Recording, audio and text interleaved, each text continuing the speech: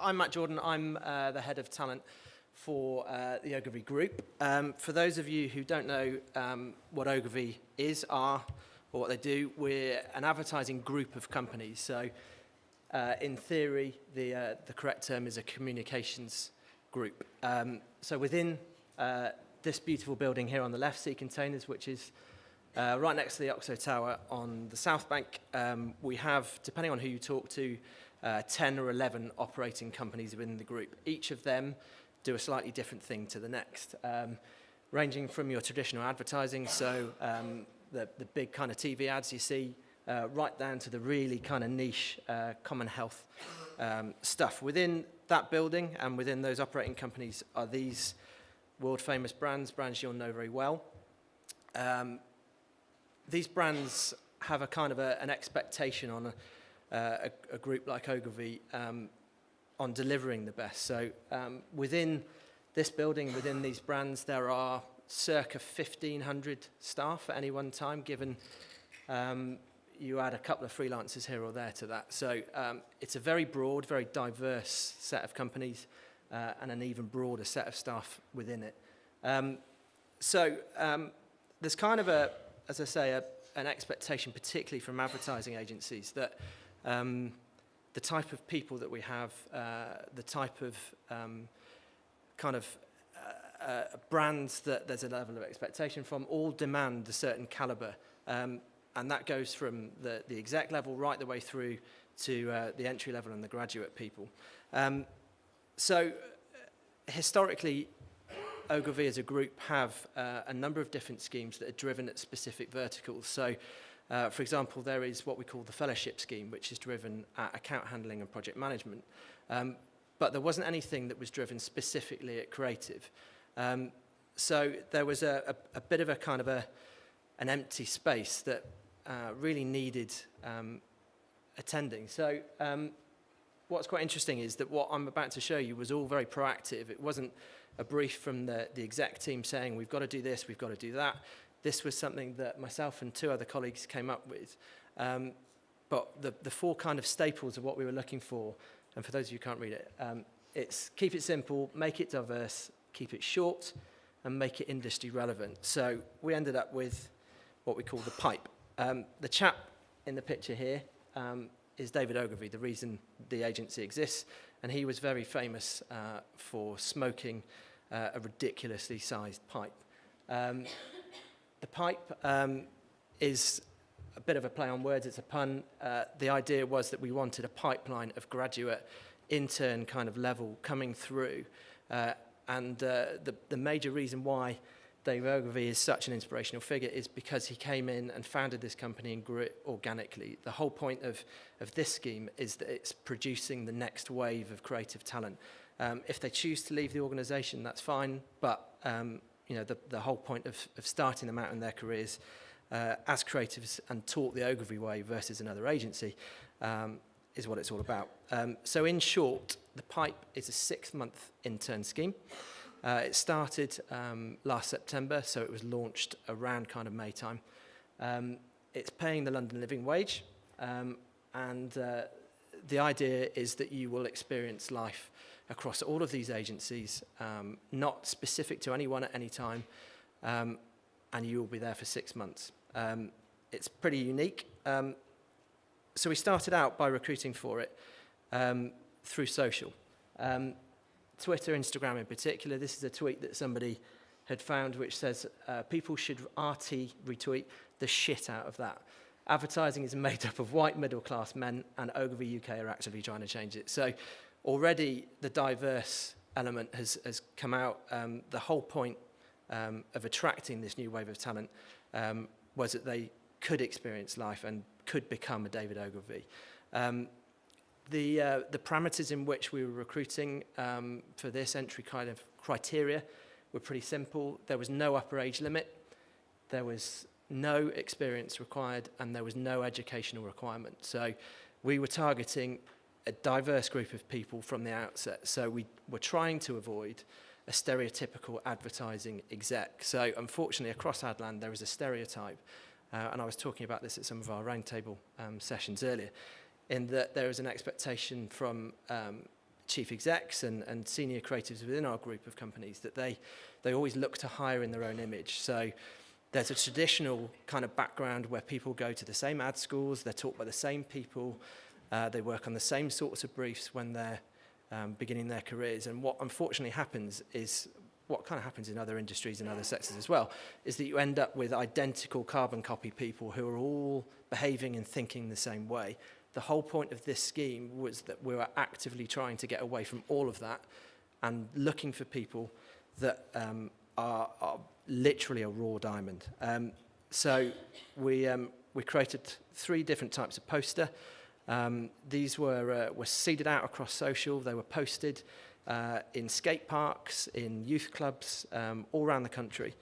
And each, you can't read them here, but each have a little message in between that talks about what we're looking for and that there is no kind of stereotype required. What we did do then was we also went to what the Prince's Trust called a Get Hired Day, where 3 of us actually pitched against other organisations who were also looking for talent and effectively looking for even more diverse ways of finding these people. So we avoided going to the colleges where traditional kind of advertising schools are, and we were looking in kind of all the dark places that are unfashionable and not cool.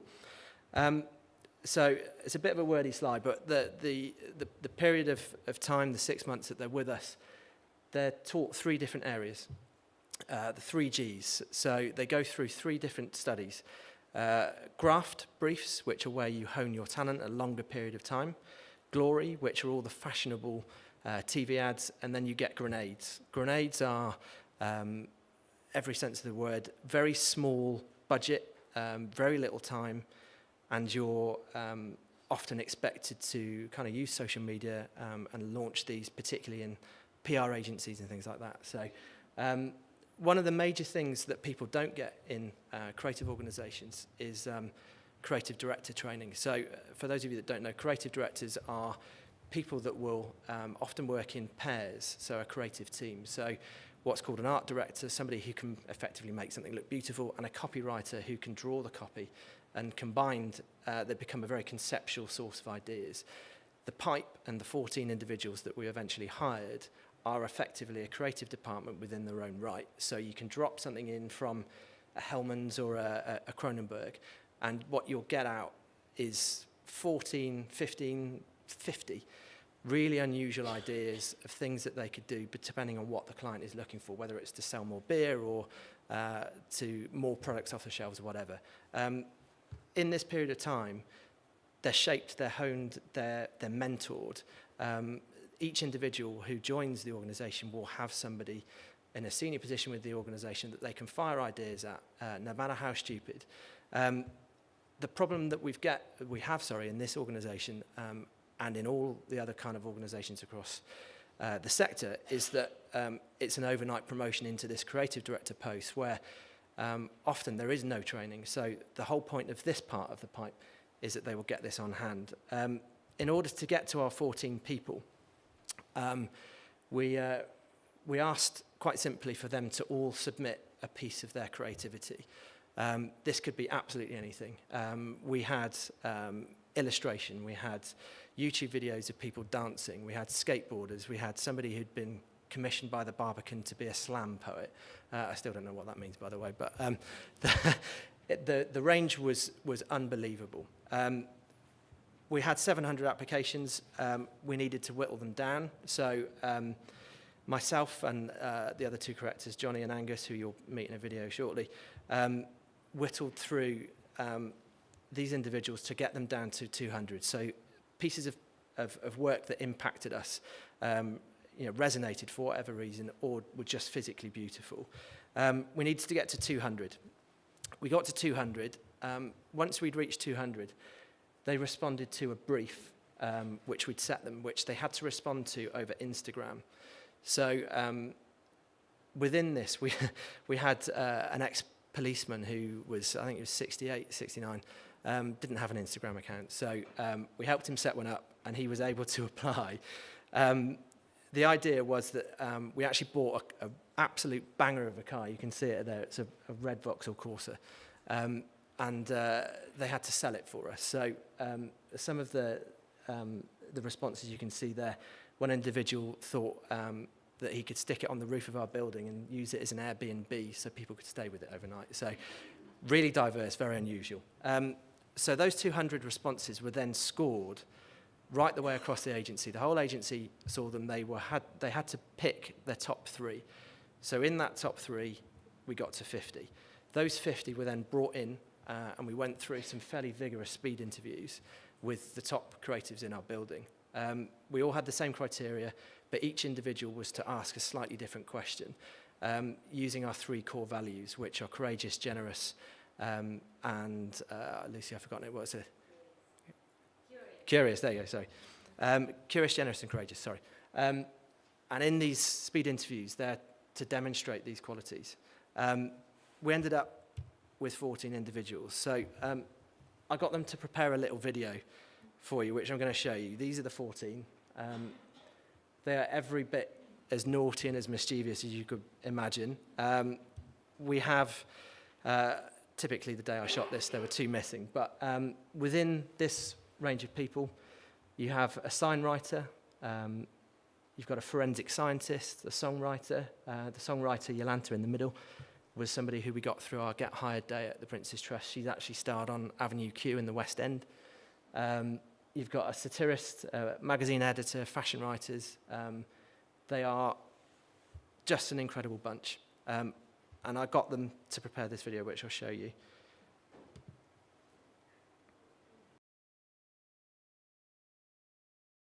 My name is Jack Lewis, and I'm a sponge. I'm here to soak up everything I can and freshen things up until I become something you cannot live without.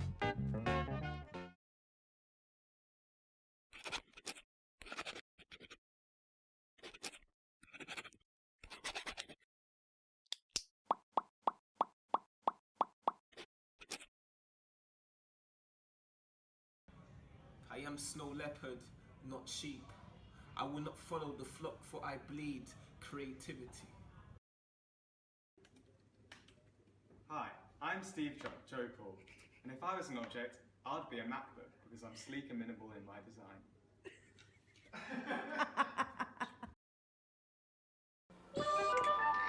I believe in cute advertising, I believe in comic advertising. After all, if you can't advertise yourself, what hope have you of being able to advertise anything else?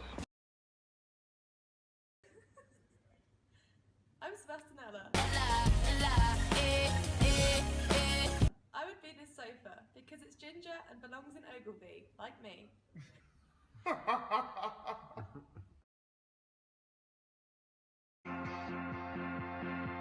Get a wildfire burning, visualize it. I'll give it something to do.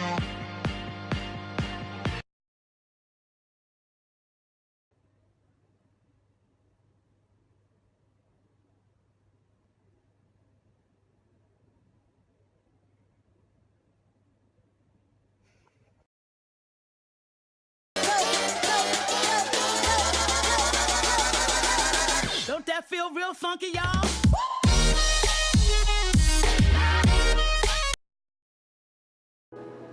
Joe Brown by Joe Brown. The new fragrance that's spicing up the office one spray at a time. Available on floor 9.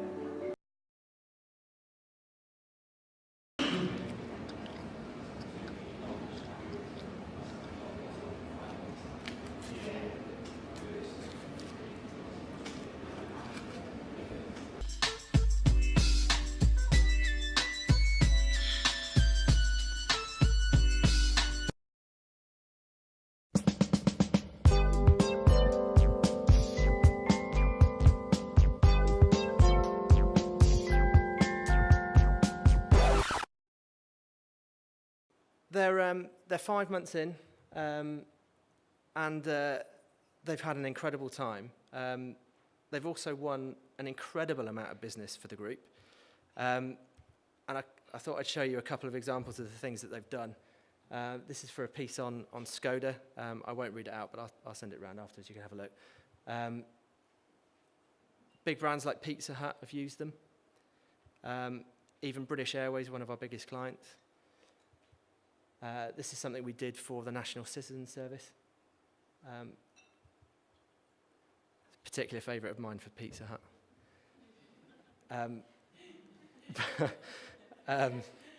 All of these you'll start to see across every kind of medium you could possibly think of, and even some work for Philips. It's just been amazing, the range of things that they've got involved in, and they're all utterly fearless. A few stats that I thought I'd show you.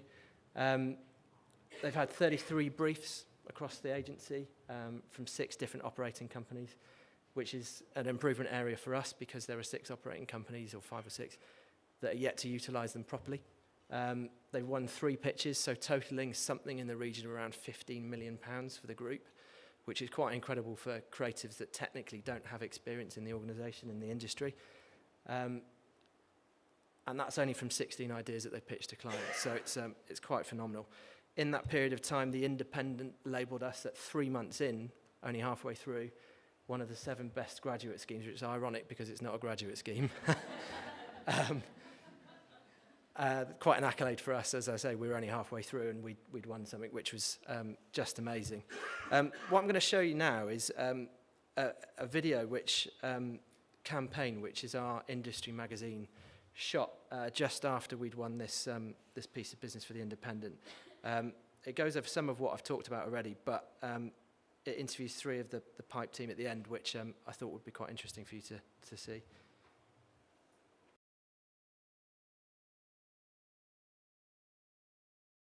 So that should give you a little snapshot. What's quite interesting now, we're going through a phase where we're obviously looking to try and find homes for these 14 individuals. The interesting bit is the sister scheme that's driven, as I was saying earlier, is driven at account handling and project management. Only took on 3 out of their 4 graduates that took part of the scheme last year. Already we've had requests to take permanently 9 out of the 14. So there's a lot of pressure on us to do something equally as impressive next year, or this year I should say. And we're going through a range of kind of interviews and conversations about how we can improve it and things that we do differently. And already it's kind of gathering a pace and eyes are on us. So yeah, I'll keep you posted and look out for the next phase of the pipe. That's it from me for the minute.